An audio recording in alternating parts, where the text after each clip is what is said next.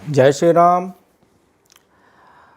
कार्तिक मास में व्रत एवं त्योहारों की जैसे लड़ी लगी हुई है और इसी श्रृंखला में एक महत्वपूर्ण व्रत आता है।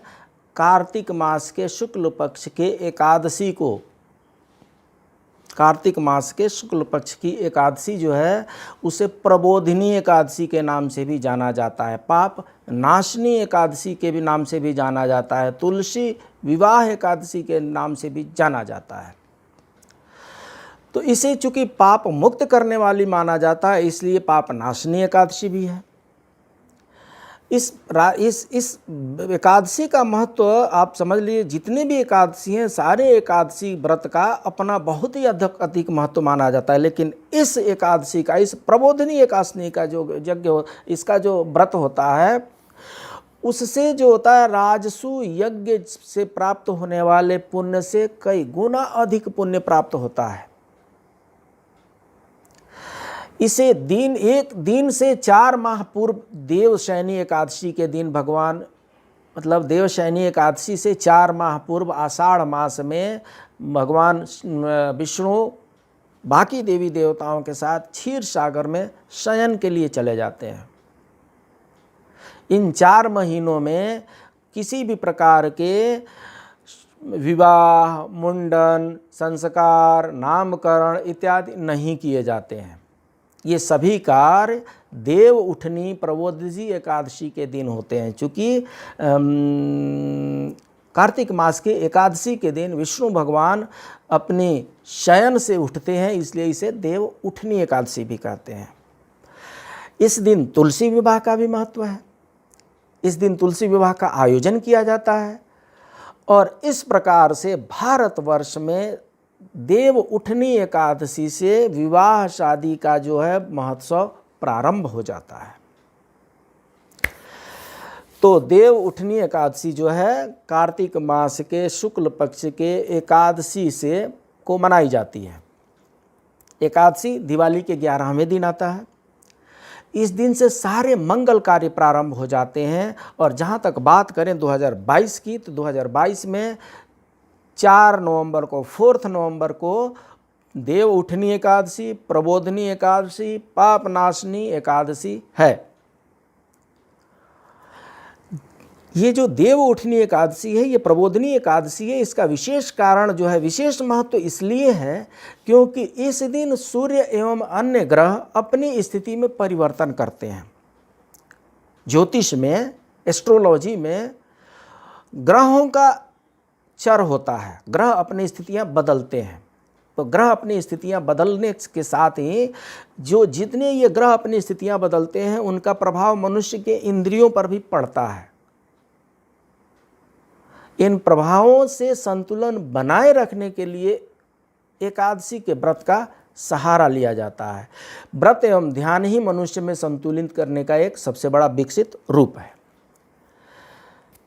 तो इस एकादशी को पाप नाशने वाली एकादशी, पाप मुक्ति नाशनी भी एकादशी के नाम से जाना जाता है। पुराणों के में लिखा गया है कि कार्तिक मास के एकम से लेकर के और एकादशी तक गंगा स्नान का विशेष महत्व है।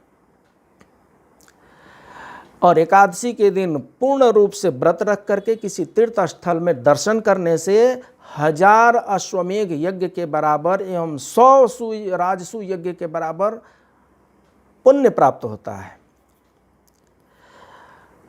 इस दिन के महत्व के बारे में ब्रह्मा जी ने अपने मानस पुत्र नारद जी को बताया कि एक दिन एकादशना करने से 1 जन्म, रात्रि भोज करने से 2 जन्म एवं पूर्ण व्रत करने से 7 जन्मों के पाप नष्ट होते हैं।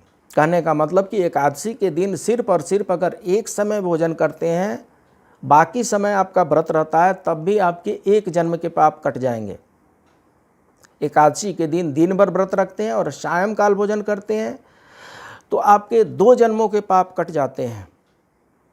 और एकादशी के दिन अगर आपने पूर्ण व्रत रखा है तो व्रत रखने वाले के 7 जन्मों के पाप जो है वो कट जाते हैं, मिट जाते हैं। ऐसा ब्रह्मा जी बता रहे हैं नारद जी को।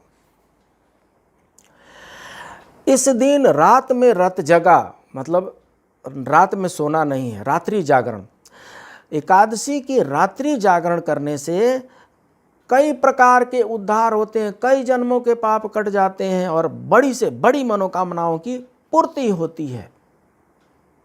जो व्यक्ति एकादशी के रात्रि में रात्रि जागरण करते हैं वो अपने इंद्रियों पर विजय प्राप्त करने योग्य हो जाते हैं।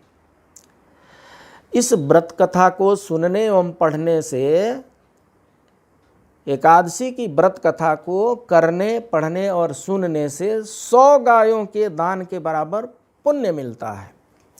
किसी भी व्रत का फल तभी प्राप्त होता है जब वह नियम पूर्वक रह करके विधि विधान के साथ किया जाए। इस प्रकार ब्रह्मा जी ने उठनी देव उठनी एकादशी, प्रबोधनी एकादशी का महत्व नारद जी को बताया और हमें भी उसी तरीके से करनी है।